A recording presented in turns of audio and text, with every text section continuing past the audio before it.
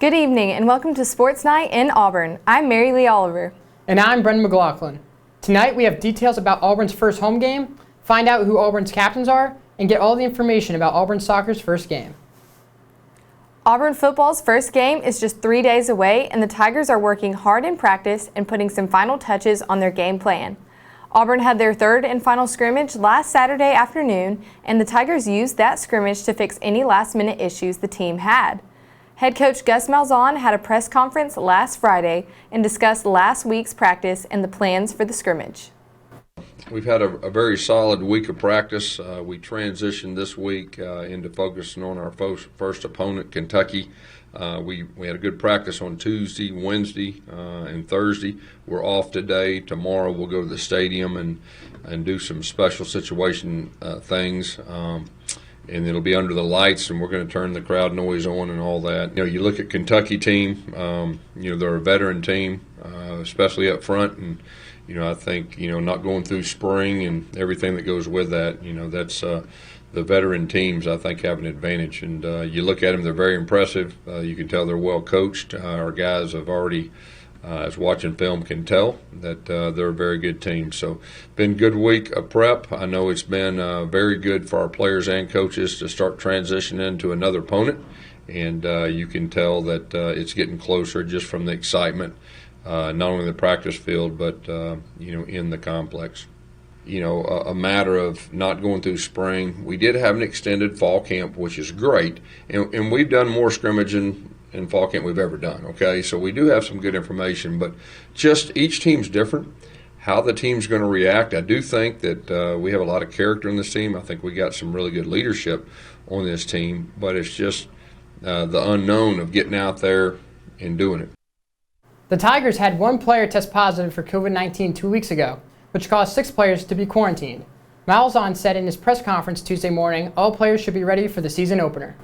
As far as COVID update, we had one positive 2 weeks ago, and I believe it's 6 players that have been out for 14 days that we get back today, but they've been out for 14 days because of close contact. But everybody should be back today. We do have 2 more tests before we play the game, so hopefully that'll go well. And with that being said, I really want to thank our medical team, our administration, for everything they've done up to this point throughout the summer, testing our players, the protocols, and everything that has went with it. They've done an outstanding job to get us to this point that we can actually play a game with that. In the same press conference, Malzahn also discussed how he feels about this year's team. He said he's excited for the season and is looking forward to seeing his team play. Overall, I'm really excited about this year's team. I mean, we have all kinds of new faces out there. I believe we got 13 new starters, and so I'm really excited to see, watch this team grow. Really feel that, if we stay healthy, we'll have a chance to improve each game. And, of course, with 10 SEC games, that's going to be very, very important. The teams that improve throughout the year are going to have a chance. So just really looking forward to watching our guys play. I'm excited, that our stadium with our fans is going to be a little bit new, but you look at it and the majority of our fans are going to be students, and our students are the best in the country. So I really expect those guys to bring their A game and make that thing loud as possible, and a good home field advantage. Malzahn also previewed the Kentucky team, mentioning their talent offensively and defensively. He mentioned his excitement around finally playing a game, as well as his respect for the coaching staff. Okay, well, first of all, we're excited. It's game week. It's been a long time coming to get to this point. Playing a very good Kentucky Wildcat team. Really, when you look at them, offensively last year they were one of the best rushing teams in all of college football, and to be able to do that in this league says a lot. They have 4 returning starters up front that I think are very talented and really a strength of their team.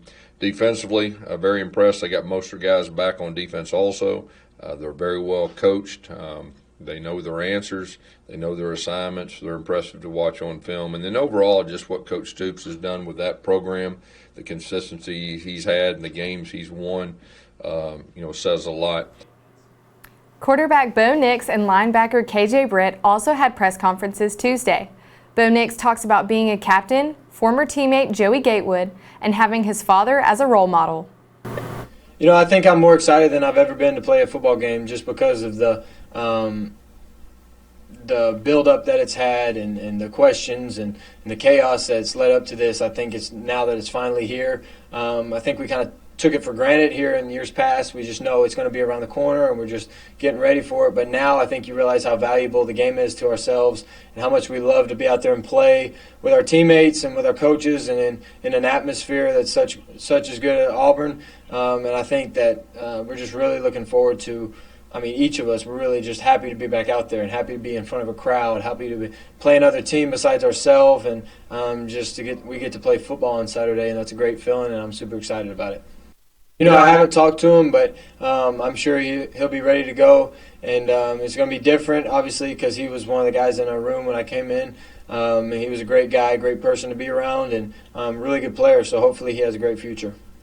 Well, it's obviously a big role, and a lot of guys before me have had the honor, and a lot of guys after me are going to have the honor. So it's just my place and time to go out there and do the best that I can, not only for my teammates, for my coaches, but just for the Auburn family, and just to show them that what leadership's all about, and just hopefully be a great role model and leader to the guys next to me. And I guess in a quarterback position, in the spot that I'm in, you have a really great influence on others, and so I'm really excited about it. I'm fortunate to be in this position, and I'm thankful for the opportunity. And I know it's a big responsibility. You know, it's got a lot to it, and there's many things that you can do, to be a leader to others, and you just got to make sure that you're you know how other people handle leadership, and how if you got to push a certain guy one way and kind of maybe encourage another maybe more. And so it's just all the dynamics that go into it.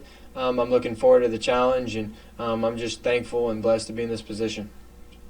Throughout my whole entire life, he's always given me advice about how to be a leader and a captain of my team. Not necessarily he's phrased it being an Auburn captain. I don't think that's been kind of the big deal, but he's always just been an influence on me how to lead other people and how to be just a captain in life and a captain on the field, just everywhere, and be a leader to everyone around me. So I'd say he's done a really good job of just throughout my entire life of teaching me things and showing me how to do it, and I'm really thankful for that. In KJ Britt's press conference, he previewed the season and described his excitement for his senior season. He talks about the importance of staying healthy and how different this season will be. We really have to work on ourselves a lot. Try to make sure that we getting better each and every day, in some way possible, because it's game one. We don't know what Kentucky's going to do. So we have to make sure that our foundation, our Auburn defense foundation, is laid down, is built on no matter what they do, no matter what happens in the game. We got to have relentless effort. We got to tackle, and we got to be mentally and physically tough. And that's something that we just have to do, no matter the calls. Like I said, we respect Kentucky. They're a dang good team on film. A really good team last year, really good team in 2018. But right now, we don't really, we have to really just work on us right now. We're in a pretty good spot. We're really athletic. We got guys out there who really love football, and it's really important to them. And that's something that's gonna set us apart. Just the love of the game for us. We just gotta stay healthy and stay strong, and we'll be all right. No, I'm thankful. I'm just thankful to play. Just thankful to play because in March or in April, didn't know we was gonna play. I really wanted to play. Never thought about opting out. I just really wanted to play here one more time. I wanted to play in Jordan-Hare, and just thankful. The circumstances is the circumstances, and we just got to be able to adapt. It's like the new normal now.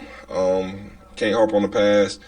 Just got to bring. You got to be you just got to be ready for whatever. But the crowd, we're gonna miss. We got the best fans in the nation, so it's like we're gonna miss them. But we know that they're gonna be watching. I'm sure that somebody's gonna be screaming outside the stadium. We probably gonna be able to hear them. But yeah, it's okay. I'm just thankful to play. I'm anxious just to see the outcome, but I'm anxious just to see the foundation that we led in the process through March, through the quarantine, through July, through camp, through everything. I'm just anxious to see all this stuff pay off. Win, loss, we gonna fight our butt off. Defense, offense, just to see everything that we've been through, the adversity we've been through. I'm just anxious just to put it all together. Put it all together in the game we love. Put it all together on the stage we want to be on, the Jordan-Hare Stadium, 11 a.m., 5 a.m., it don't matter. Just being out there and I can't wait. I can't wait, man. I'm getting butterflies. The closer you get, the more butterflies I get, and it's good butterflies. Man, I just can't wait. It's like going like a kid going to a fair or something like that, man. I'm ready. The Auburn football team voted on Saturday to see who their captains would be for the 2020 season, and they selected senior linebacker KJ Britt, sophomore quarterback Bo Nix, senior defensive lineman Big Cat Bryant, and junior running back Sean Shivers. All players had impressive 2019 seasons, proving to their team they can be leaders. Britt ended the season with first-team All-SEC honors after recording 69 tackles, including 10 tackles for a loss. Nix, a true freshman last season, was the 2019 SEC Freshman of the Year. He had 16 passing touchdowns and also ran 7 in. He finished the season with 2,542 passing yards. Bryant made 16 tackles last season with 2 tackles for a loss. He and Britt have been named to the 2020 preseason coaches All-SEC first team. Shivers averaged 5.2 yards per carry last season and scored the game-winning touchdown in the Iron Bowl as a sophomore in 2019. Auburn Athletics announced their game day plan for the 2020 season. The stadium will be limited to 20% capacity, with all general seating tickets going to students. Students will receive an email this week with their section assignment. Students are only allowed to sit in the orange chairbacks in order to enforce social distancing. Everyone will be required to wear face coverings, and students must provide a green screen from Guide Safe. Eagle Eye's own AJ Rivera sat down with Dr. Woodard, the Senior Vice President of Student Affairs, to discuss how Auburn will keep their students safe this weekend. Can you tell us a little bit about what the university's plan is to stop students, or at least spread students out, in crowding up outside Jordan-Hare prior to kickoff? Yeah, we're working with the local event management group, but also athletics of how to get students in. The good thing is, for the most part, that first game is only students in the general public area. And if you walk by the stadium right now, you can see the seats. The seats are in sections of 2 or 4 together. And we're going to have people monitor that when you get inside the bowl. For the most part, you have to sit in those seats. You need to be in those seats. Now, you can stand up, but you can't move away from the seats. That's to kind of help with the social distancing, and it's a visual social distance. So if I'm standing at the bottom of it, I can look up and see if people are social distancing or not in there.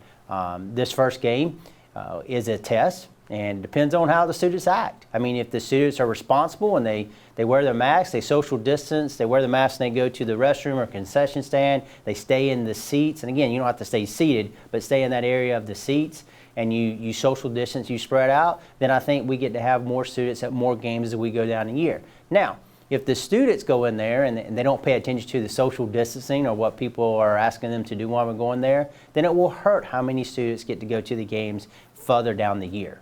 So it's the responsibility of this first game and the students that get to go. I think it's around 13,000 students that get to go into the game to really decide how we're going to operate as we go further. Auburn will begin their season this Saturday as they take on the Kentucky Wildcats at Jordan-Hare Stadium at 11 a.m. The game can be found on SEC Network. Rolling the Tumors Oaks after an Auburn win has been a tradition for many years, but this year things are changing. Auburn fans have been told not to roll the Tumors Oaks on Saturday if Auburn defeats Kentucky. Fans can still roll the 2 magnolia trees in the White Oak by Biggin Hall. University arborist Alex Hedgepath says not rolling the oaks will ensure full establishment for the tree's small roots aren't damages. Dr. Fred Cam of the University Medical Clinic has encouraged everyone to enjoy the football atmosphere, but to do so with COVID-19 safety precautions in mind. Eagle Eye's own Olivia Killey spoke with Auburn students about the changes to the football season. Rolling Tumors Corner after a big win is one of Auburn's most beloved traditions. However, Auburn University put out a statement today asking fans to not roll the Tumors Oaks like the one behind me. Despite this change, Auburn fans are still able to roll the 2 magnolia trees along with the white birch tree by Biggins Hall. We talked to Auburn students today about how they're feeling about these game day changes. I know that we won't be able to see the eagle fly and stuff like that, which is really, really disappointing. but I'm excited that we're still keeping some traditions to keep some sense of normalcy, and Auburn's kind of doing the best they can to let us keep our Auburn traditions. Despite the heavy crowds that might show up, will you still roll Tumors Corner? For sure, no doubt. Auburn University has recently made changes to game day to follow SEC guidelines, some of the biggest changes being the cancellation of Tiger Walk and the Eagle Flight before kickoff. Although these changes have taken place, students seem hopeful for a fun game day experience, including still being able to roll some trees at Tumors Corner following an Auburn victory. I'm sorry that it won't be the same as it usually is, but I'm glad. I know the university is working hard, the balance between public safety and just allowing us to have traditions, so I'm glad we can still do a few things like roll the trees, and sad we won't get to see the Eagle fly, but I just hope that freshmen who is their first game day, that they still get to have some fun and enjoy it. Although some trees may be rolled this Saturday, Dr. Fred Kim of the AU Med Clinic has encouraged Auburn fans to maintain social distancing while rolling the trees this Saturday if Auburn defeats Kentucky. From Tumors Corner, this is Olivia Killey, Eagle Eye TV. After the break, find out how Auburn's first soccer game went. Keep it right here. You're watching Sports Night in Auburn.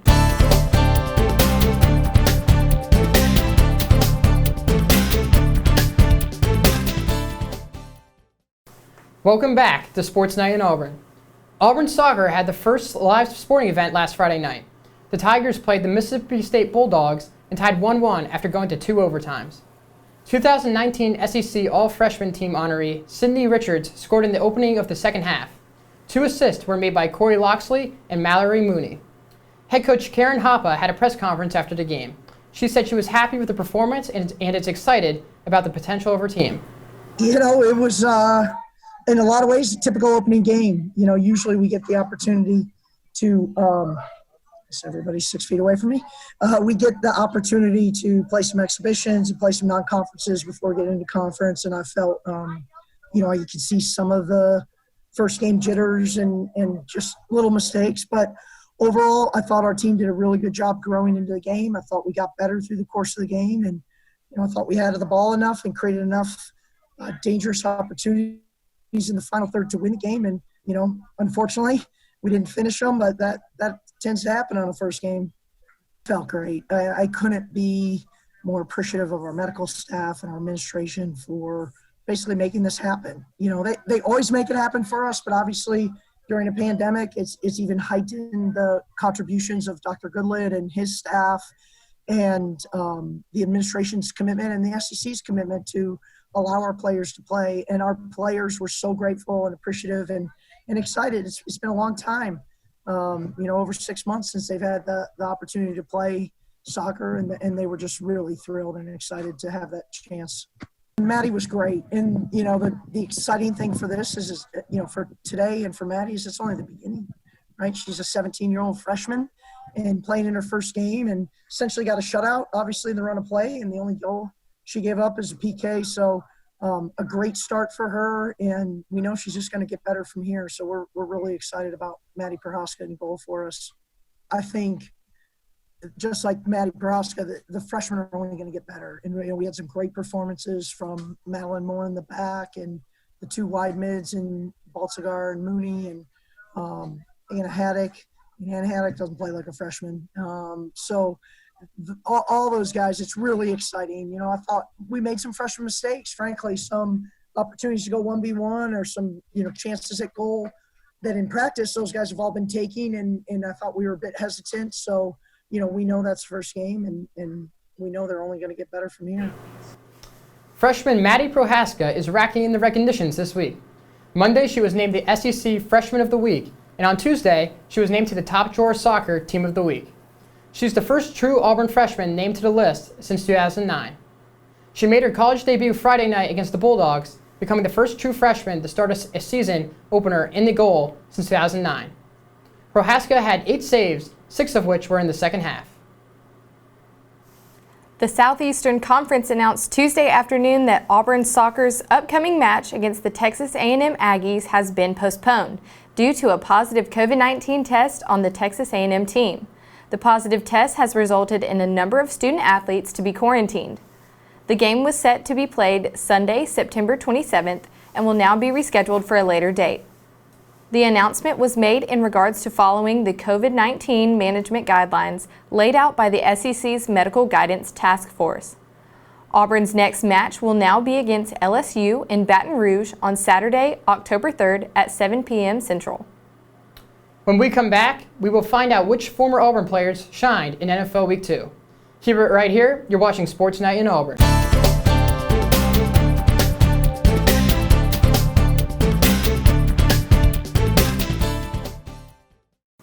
After 2 weeks of NFL play, former Auburn players continued to shine.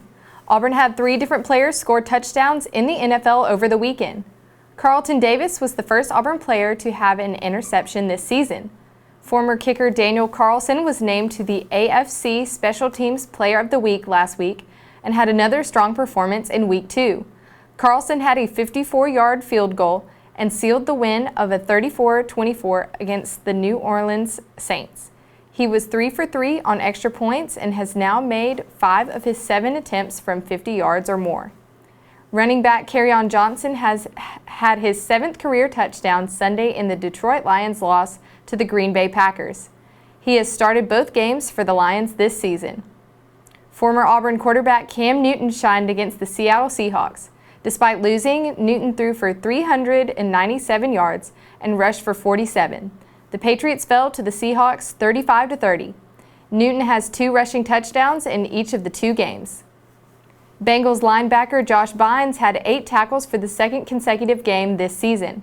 Bynes is in his 10th season in the NFL and is now tied for the team lead with 16 tackles through 2 games.